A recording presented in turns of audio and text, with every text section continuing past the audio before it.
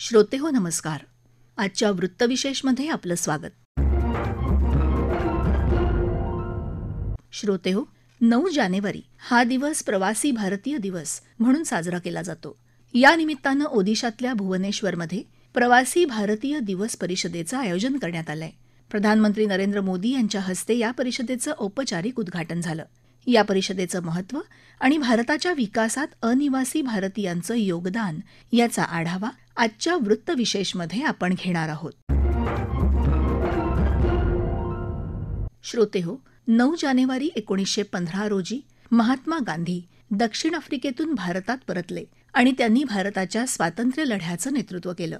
या घटनेचं स्मरण म्हणून 2003 पासून प्रवासी भारतीय दिवस साजरा केला जातो. भारत सरकार आणि परदेशात राहणारे भारतीय नागरिक यांच्यातले संबंध दृढ करण्यासाठी हा उपक्रम आयोजित केला जातो.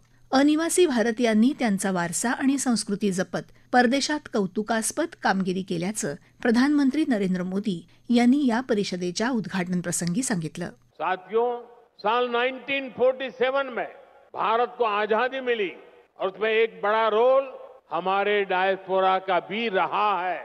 उन्होंने विदेशों में रहकर भारत की आजादी के लिए कंट्रीब्यूट किया. अब हमारे सामने 2047 का टारगेट है. हमें भारत को विकसित देश, एक डेवलप्ड नेशन बनाना है. आप आज भी भारत की ग्रोथ में शानदार कंट्रीब्यूशन कर रहे हैं. आपके हार्डवर्क के चलते ही आज भारत रेमिटेंस के मामले में दुनिया में नंबर 1 हो गया है. अब हमें इससे भी आगे सोचना है. आप भारत के साथ साथ दूसरे देशों में इन्वेस्ट करते हैं. फाइनेंशियल सर्विसेज और इन्वेस्टमेंट से जुड़ी आपकी नीड्स को पूरा करने में हमारा गिफ्ट सिटी इकोसिस्टम हेल्प कर सकता है.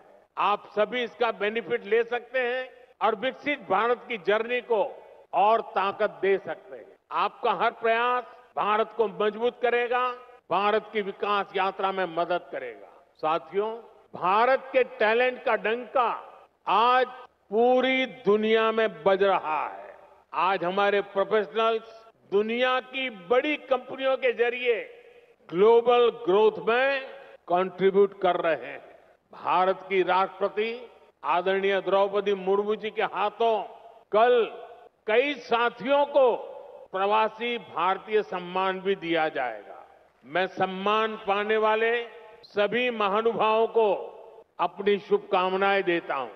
साथियों, आप जानते हैं, आने वाले कई दशकों तक भारत दुनिया का सबसे यंग और स्किल्ड पॉपुलेशन वाला देश बना रहेगा.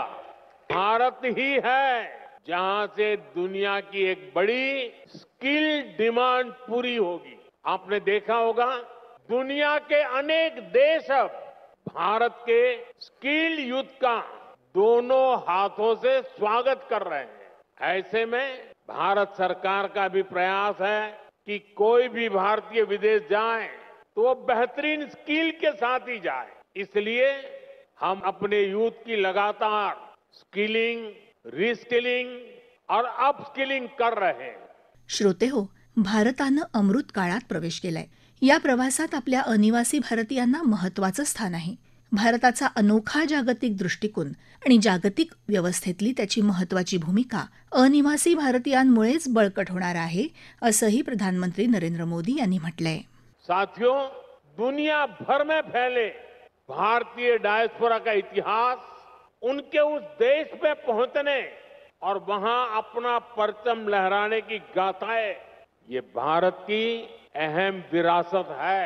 आपकी ऐसी अनेक इंटरेस्टिंग और इंस्पायरिंग स्टोरीज हैं जिन्हें सुनाया जाना, दिखाया जाना, संजोया जाना जरूरी है. ये हमारी शेयर्ड लिगेसी है, शेयर्ड हेरिटेज है. अभी कुछ दिन पहले मैंने मन की बात में इससे जुड़े एक प्रयास पर विस्तार से बात की थी. कुछ सेंचुरीज पहले गुजरात से कई परिवार ओमान में जाकर बस गए थे. 250 इयर्स की उनकी जर्नी काफी इंस्पायरिंग है. यहां इससे जुड़ी एक एग्जीबिशन भी लगाई गई है. इसमें इस कम्युनिटी से जुड़े थाउजेंड्स ऑफ डॉक्यूमेंट्स को डिजिटाइज करके दिखाया गया। साथ ही उनके साथ एक ओरल हिस्ट्री प्रोजेक्ट भी किया गया है, यानी कम्युनिटी के जो सीनियर लोग हैं, जिनकी काफी एज हो चुकी है, उन्होंने अपने एक्सपीरियंस शेयर किए हैं।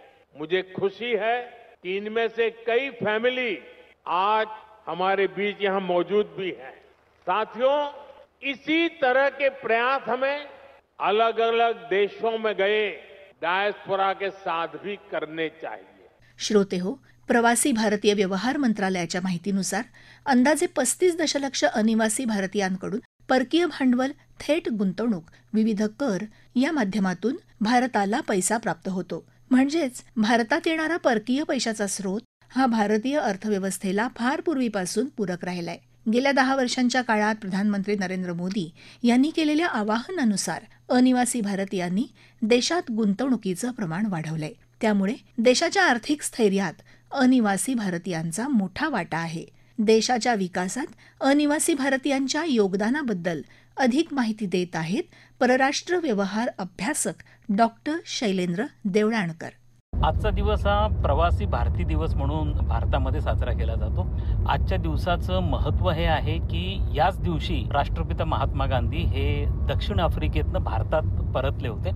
त्यामुळे त्यांच्या आगमनाचा हा दिवस संपूर्ण भारतामध्ये प्रवासी भारतीय दिन म्हणून साजरा केला जातो. या माध्यमातून प्रवासी भारतीयांचं एकूणच भारताच्या आर्थिक विकासामधलं जे योगदान आहे ते अधोरेखित केलं जातं. आजच्या घडीला साधारणतः 3 कोटी भारतीय हे 123 देशांमधनं वास्तव्य करतात आणि त्या देशांच्या आर्थिक, सामाजिक आणि राजकीय जीवनामध्ये या भारतीयांची भूमिका ही अतिशय महत्त्वपूर्ण आहे. हेच भारतीय प्रतिवर्षी भारताला साधारणतः 90 ते 95 अब्ज एवढा प्रचंड मोठं परकीय चलन किंवा फॉरेन रेमिटन्स पाठवतात. जगामध्ये इतक्या मोठ्या प्रमाणावरती फॉरेन रेमिटन्स पाठवणारे भारतीय हे एकमेव आहेत. 2022-23 मध्ये हा उच्चांक झाला होता आणि 105 अब्ज हे भारतामध्ये अनिवासी भारतीयांनी भारतामध्ये पाठवलेले होते. हा जो पैसा येतो हा RBI मध्ये बॉन्डच्या स्वरूपाने ठेवला जातो आणि तो आपल्या अर्थव्यवस्थेला स्थैर्य मिळवून देण्यासाठी अतिशय महत्त्वाची भूमिका पार पाडतो. 2006 ते 8 मध्ये ज्या वेळेला संपूर्ण युरोपमध्ये आर्थिक मंदीचं वातावरण होतं त्यावेळेला त्याचा धक्का हा भारतीय अर्थव्यवस्थेला लागला नाही. त्यामागचं कारण, जे अनेक कारणं होती त्यापैकी एक कारण हा प्रवासी भारतीयांनी पाठवलेला भारतामधला पैसा जो बॉन्डच्या स्वरूपाने RBI मध्ये सेव्हिंग आहे किंवा ठेवला जातो त्याचं फार महत्त्वाची भूमिका होती. त्यामुळे या भारतीयांचं योगदान जे आहे ते अधोरेखित करणं, ते मान्य करणं, त्याचप्रमाणे यांच्या सुरक्षेसाठी जी पावलं उचलली गेलेली आहेत गेल्या काही वर्षांमध्ये निमित्त सुद्धा खूपच महत्त्वाचं आहे. गेल्या 10 वर्षांमध्ये जसं या भारतीयांचं योगदान भारताच्या अर्थव्यवस्थेसाठी वाढतं आहे आणि भारतीयांची संख्या ही परदेशामध्ये वाढती आहे, त्याच पद्धतीने यांच्या सुरक्षेचे अनेक प्रश्न निर्माण झालेले होते. त्यामुळे भारताच्या परराष्ट्र व्यवहार खात्यामध्ये या संदर्भामध्ये एक विभागच तयार करण्यात आलेला आहे. विशेष करून पश्चिम आशिया जो आहे, ज्यामध्ये प्रामुख्याने इस्लामिक देश येतात, त्या ठिकाणी साधारणतः आजही 62 लाख भारतीय वास्तव्याला आहेत आणि त्यांच्याकडनं प्रतिवर्षी 42 अब्जाचा फॉरेन रेमिटन्स हा भारतामध्ये पाठवला जातो. त्यामुळे यांच्या पासपोर्टशी निगडीत, व्हिसाशी निगडीत काही केसेस असतील किंवा या संदर्भामध्ये त्यांच्या वर्किंग आवर्स संदर्भात, सॅलरी संदर्भामधले काही मुद्दे असतील, या सगळ्यांच्या संदर्भामध्ये प्रामुख्याने विचार केला जावा किंवा काळजी घेतली जावी. त्या संदर्भामध्ये एखादी संस्थात्मक संरचना ही निर्माण केली जावी.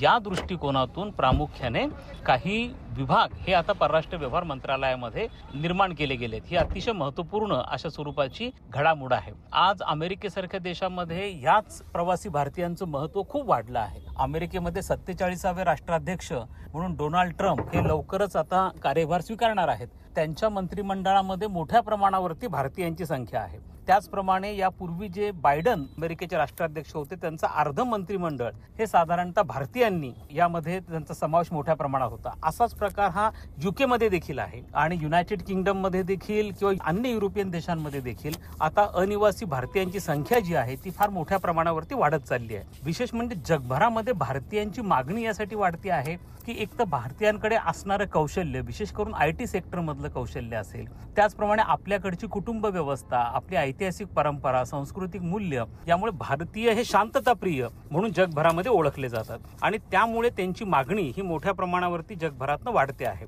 हा एक अतिशय महत्त्वपूर्ण अशा स्वरूपाचा मुद्दा आहे. दुसरं, अमेरिकेकडनं जे H1B व्हिसा दिले जातात तर प्रतिवर्षी साधारणतः 80,000 अशा स्वरूपाचे व्हिसा हे दिले जातात.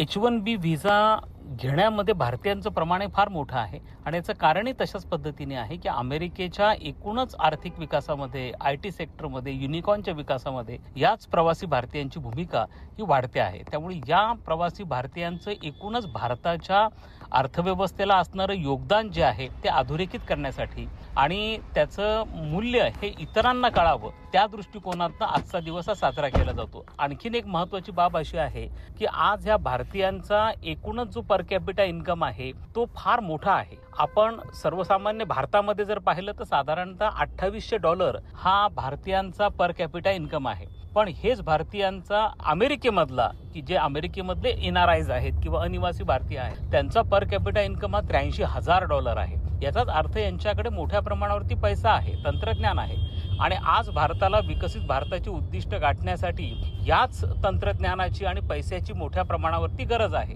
त्या दृष्टिकोनातून यांना सातत्याने आव्हान केलं जातं. पंतप्रधान नरेंद्र मोदी यांचे जे परदेशी दौरे होतात त्या दौऱ्यांमध्ये अनिवासी किंवा प्रवासी भारतीयांची संमेलन आयोजित केली जातात आणि त्या संमेलनाच्या माध्यमातून या भारतीयांना भारतामध्ये गुंतवणुकीसाठी आव्हान केलं जातं. कारण यांचं योगदान हे अतिशय महत्त्वाचं राहणार आहे पुढच्या 25 वर्षांमध्ये.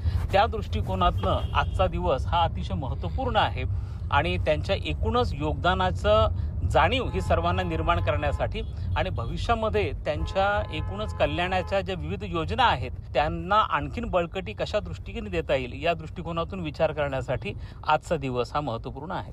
श्रोते हो, प्रवासी भारतीय दिवसाच्या निमित्तानं अनिवासी भारतीय पुन्हा मातृभूमीकडे ओढले जातात. जगात विविध ठिकाणी कामानिमित्त गेल्यावर तिथं समोर आलेली आव्हानं आणि अनुभव ते या व्यासपीठाच्या माध्यमातून व्यक्त करू शकतात. म्हणूनच असे संवाद निश्चितच फायदेशीर ठरत आहेत. श्रोते हो, आपला वृत्तविशेष हा कार्यक्रम आपण न्यूज ऑन AIR या ॲपवर लाईव्ह ऐकू शकता आणि तसंच आमच्या मुंबई एअर न्यूज या YouTube वाहिनीवर कार्यक्रमाचं ध्वनिमुद्रण आपल्याला कधीही ऐकता येईल. याबरोबरच आजचा वृत्तविशेष हा कार्यक्रम संपला. हा कार्यक्रम आकाशवाणी मुंबईच्या प्रादेशिक वृत्त विभागानं सादर केला. संपादक आणि सादरकर्त्या भावना गोखले, निर्मिती सहाय्य गुरुनाथ तेरवणकर, प्रसारण सहाय्य भारती गांधी, समन्वय आणि लेखन मनीष कुलकर्णी, निवेदन राजश्री आगाशे.